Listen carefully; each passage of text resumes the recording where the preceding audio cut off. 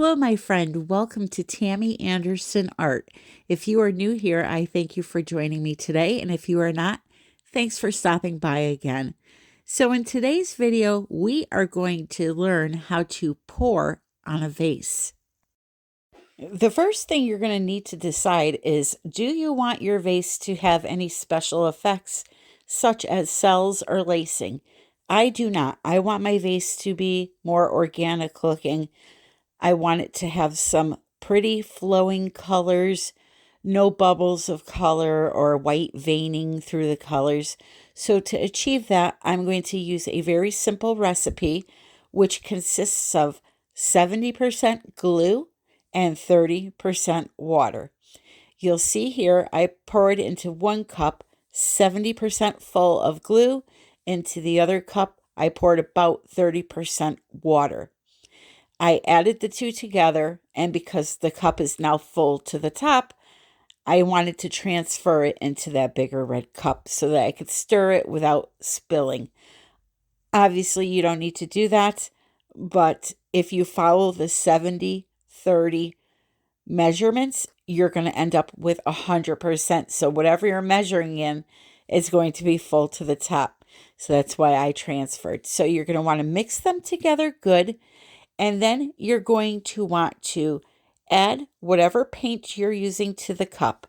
No matter how much paint you use, you want to add a little bit of your pouring medium that you just made, a little bit at a time, until the paint reaches the right consistency. Now, for an acrylic pour vase, you want the paint to be a little bit thicker so it clings to that glass. So for me, my paint was pretty thick. Now, you will see I'm using Amsterdam paints, and I have the names here on the screen for you for each of those. I love using Amsterdam paints. They are just creamy and dreamy, but you can do this with any brand acrylic paint. Once you've mixed up all of your colors, you're going to want to layer them into a cup. What order you put them in is totally up to you. Now I start off by pouring the paint out of the cup onto the bottom of the vase, which, by the way, is sitting on top of a canvas because we're going to do something else after this. So pour the paint out, and as you're pouring, move your hand in a circular motion to make beautiful rings flow down the side of your vase. This is just one of many ways that you can pour the paint over the vase. So whenever you pour over something that's not flat, the first layer that you pour usually doesn't hold its shape too well.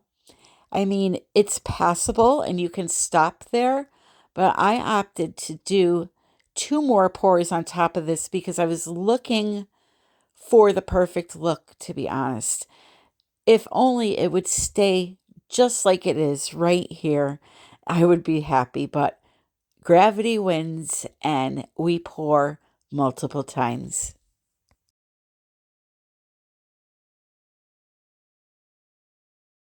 So once I finished this cup, I noticed that one side had a lot of white, this side here. So what I did was just took a mini cup, added some gold and pink and white, and repoured just on that one side of the cup. And that is what made my vase just perfect to me. So now the cool thing about this is once you lift the vase off of the canvas, you have this puddle of paint to work with. Now, I had a few ideas that were not the best, but you're going to see how this plays out. And in the end, I was able to somewhat save this.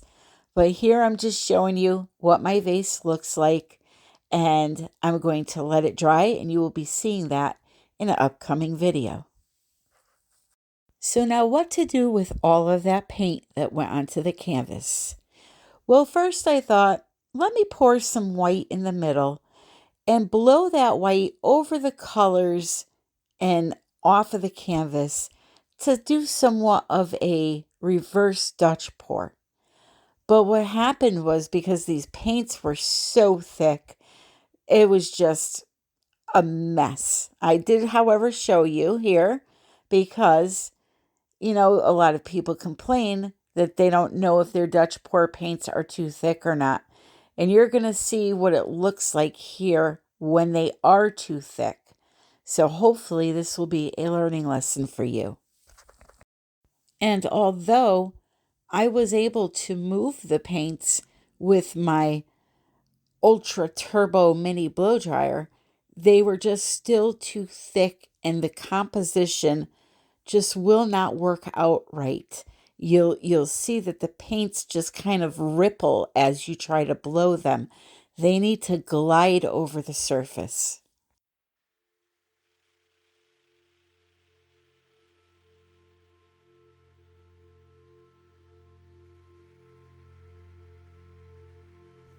So I'm more of a in-your-face, bold kind of color girl.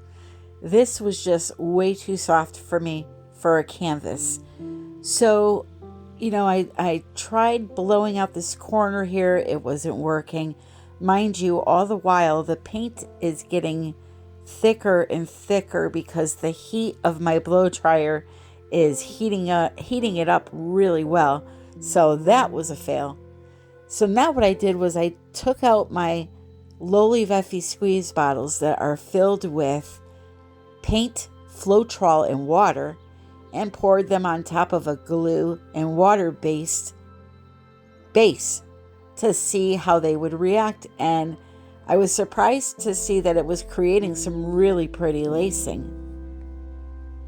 So my idea here was to try to brighten up that border a little bit by adding those brighter colors and swiping them through the paint.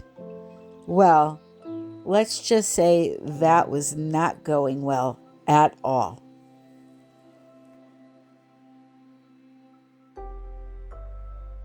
So then comes the blow dryer, Mr. Joe Blow.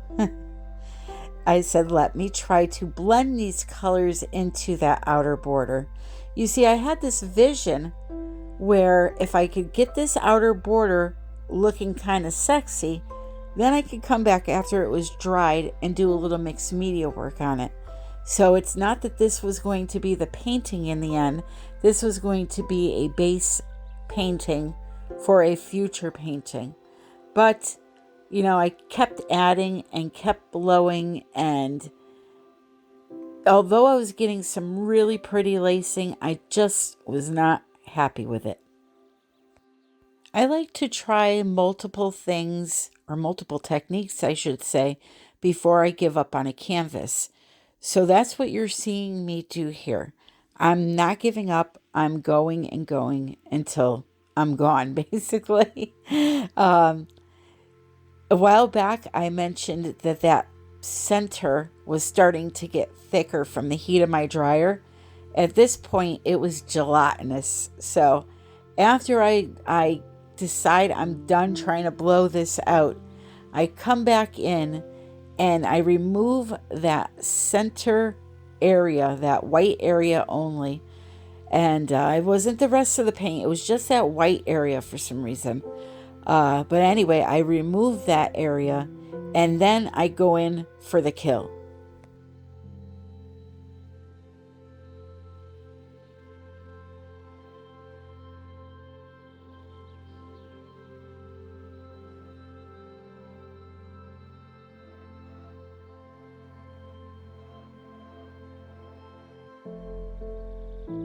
Okay, so I'm going to take a palette knife and scoop all of that center out. Then what I'm going to do is use a bigger palette knife and I'm going to blend all of that paint together to make one background. It's muddy, but it's not muddy. It's just an odd color.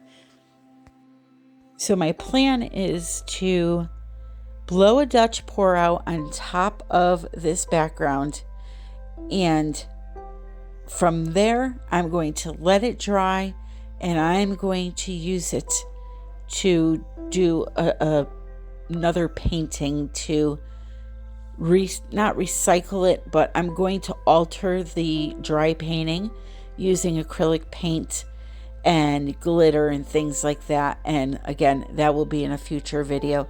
The main focus of this video was acrylic pouring on a vase. This struggling with this canvas part is not the main focus, but I'm showing you really what goes on in my studio when I'm creating. I don't want to always have perfection on this channel because you struggle, I struggle, and you all should know that. Everyone, no matter who they are, struggles sometimes. So it's very important for you to know that you're not alone, and to know that with practice and patience, lots of patience, you will finally get where you want to be in fluid art.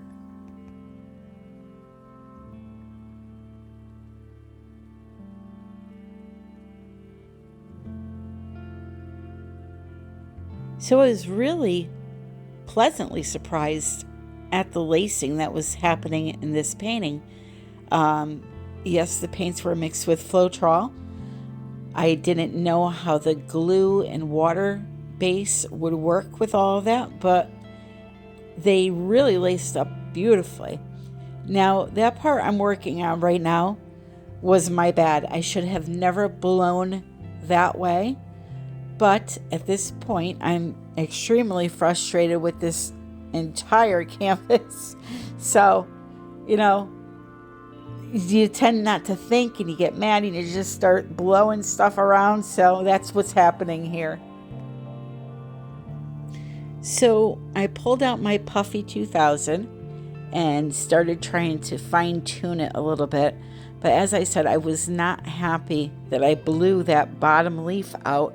And the reason why that happened, and I always do this, I don't know why, but I always forget, you know, turn the canvas around and look at it. Take a second to look. I get that blow dryer in my hand and I just want to go crazy with it. So I'm going to let this dry and we're going to work on this in the future. But look at the amazing color and the amazing cells and lacing. I mean, it's really, really beautiful. So we'll let it dry, and I'm going to use this to teach a lesson on how to fine tune a Dutch pour to make it look like a glorious Dutch pour. Yes, that's correct. You can work on a painting after it's dry, and I will be showing you how. So I want to thank you for joining me. If you enjoyed the video, please click like. Please consider subscribing if you have not already. Take a look at these beautiful colors. And thank you. Just thank you for everything. If you have any questions or comments, leave them in the comment section of the video. In the description, you can find all of the information you need, coupons for supplies that I use, where you can buy Amsterdam paints, and all of that. So here's a quick glimpse at what my vase looks like right now, but I have a fun little thing coming up with this too. So stay tuned. Make sure you're subscribed to get notified for when those videos come out. I love you all, and until the next time, happy pouring.